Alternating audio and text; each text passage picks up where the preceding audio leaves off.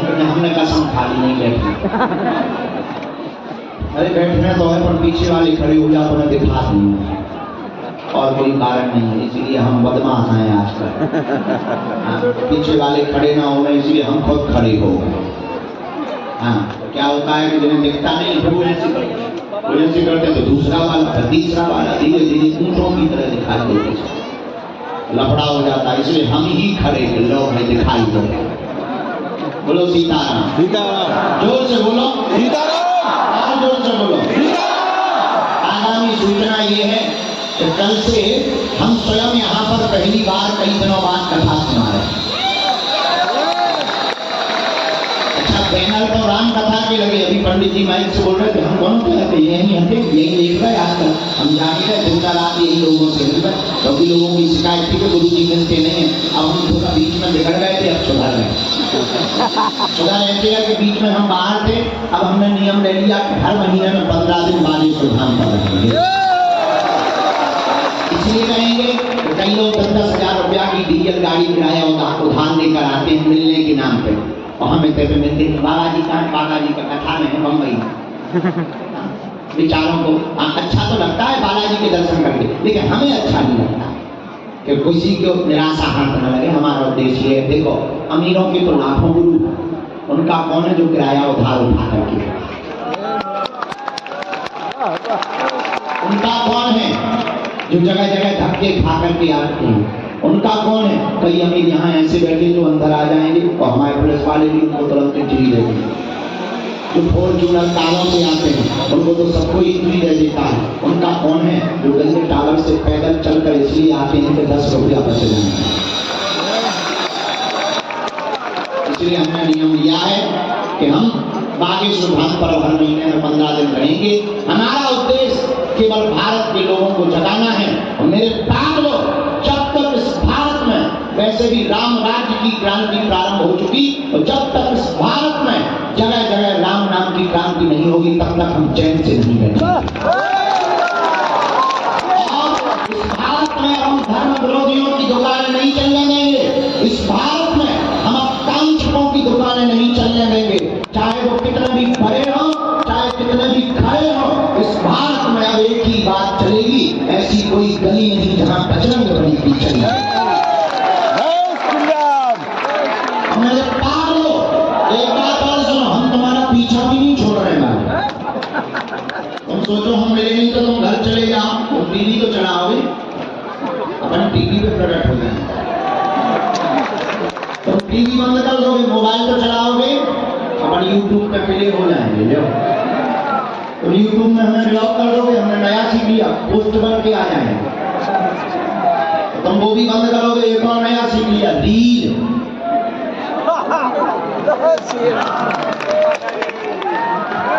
अपन उस पर आ जाएंगे। तुम वो भी बंद कर दोगे, सुनोगे तो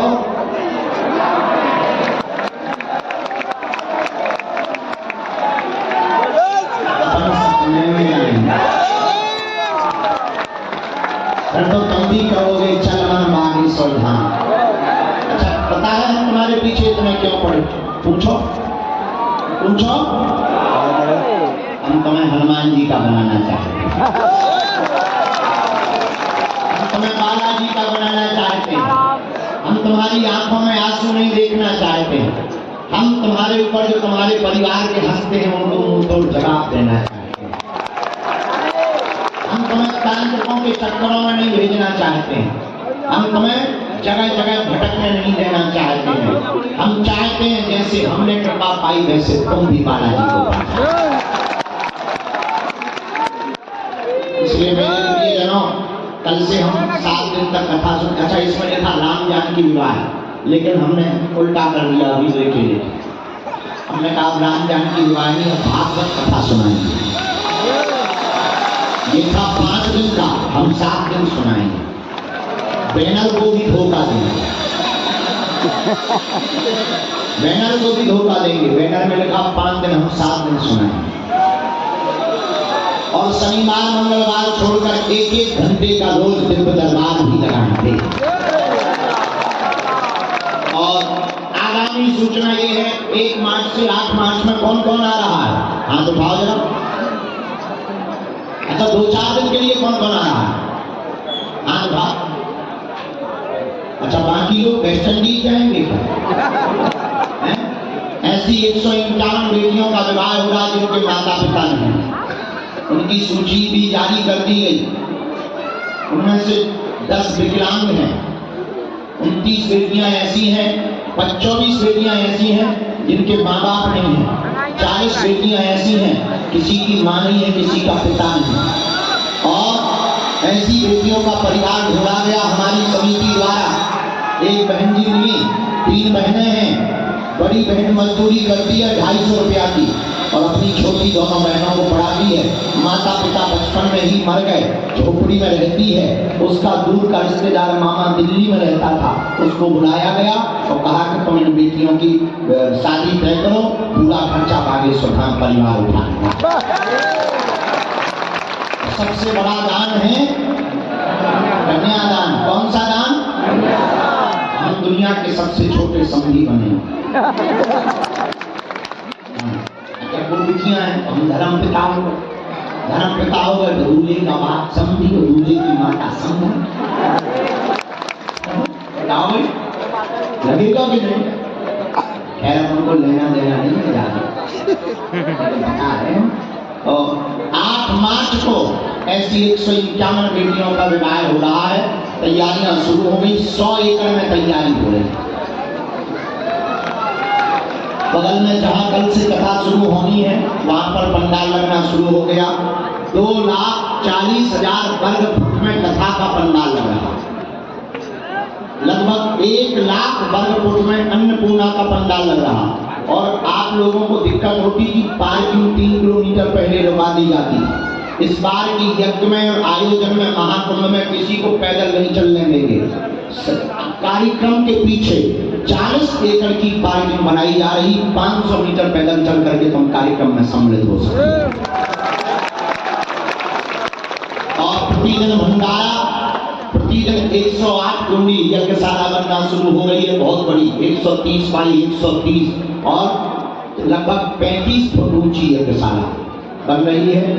पंजाब के कारीगर आए हैं और यज्ञशाला बनना प्रारंभ हो गई है। यज्ञशाला में 108 कुंडी यज्ञ होगी। अमर जवान भारत के वीर सपूतों के लिए यज्ञ करवाई जाएगी। लगभग 150 ब्राह्मण आकर के यज्ञ करेंगे यहाँ पर 1 मार्च से 8 मार्च तक। प्रतिदिन भागवत कथा होगी, संतों का सम्मेलन होगा। पूरे भारत के संत आ रहे हैं, राजनेता भी पूरे आ रहे हैं और साथ ही साथ बागेश्वर हनुमान जी की कृपा से प्रतिदिन एक न एक कार्यक्रम होगा।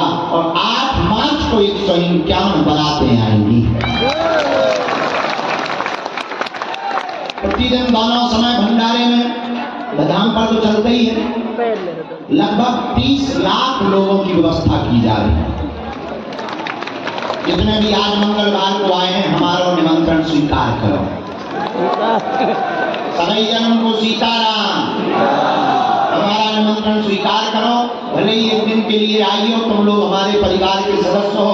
बेटियां तुम्हारे लिए तुम्हारे परिवार की ही है और माता पिता जिनके नहीं है उनके माता पिता बनकर के एक दिन के लिए जरूर आई हो। कहो सीताराम। सीताराम। जोर से बोलो सीताराम। बोलो बागेश्वर धाम की, दरबार की। हाँ, 2 और 3 मार्च को बागेश्वर धाम पर महादरबार लगेगा पर्ची वाला। कथा पंडाल में ही सुबह लगेगा। और 5 मार्च को उसी यज्ञ में सन्यासी बाबा की साधना दी जाएगी। साधकों को आप सबको निमंत्रण है। जगह जगह सब लोग अपने गांव में सभा निमंत्रण दे रही हो हमारी तरफ से। ठीक, हमारी तरफ से बता रही हो भैया बागेश्वर वाले पगला गुरु जी ने निमंत्रण भेजा है। सब लोग सबको निमंत्रण। हमारे जुआ नहीं है, पसीना में खुल लिया।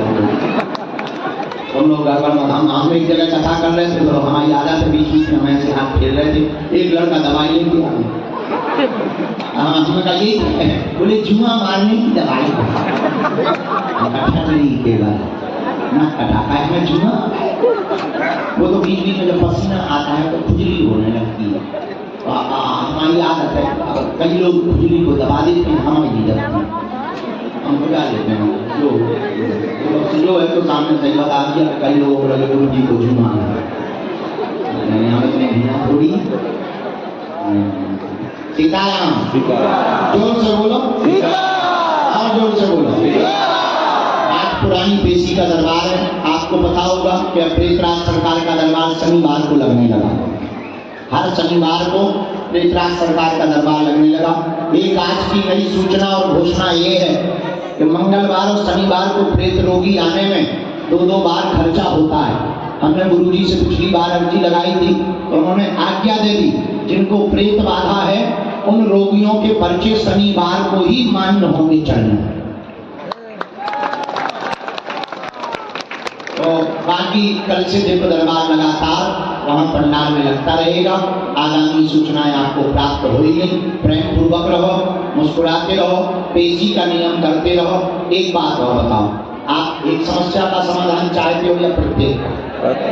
हाथ उठाओ दोनों जो प्रत्येक का चाहते हैं। हाथ नीचे कर लो, कहाँ आएंगे? हमारी 3 शर्तें हैं, मानो। चलो पहली शर्त सुनो, आज से हमारे चक्कर में न पड़ना।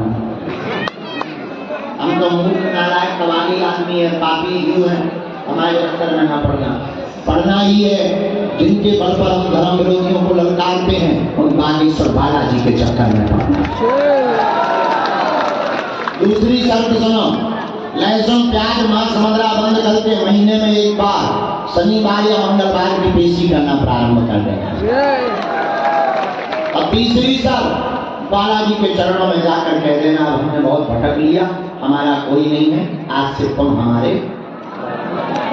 जाओ बागेश्वर बालाजी की कृपा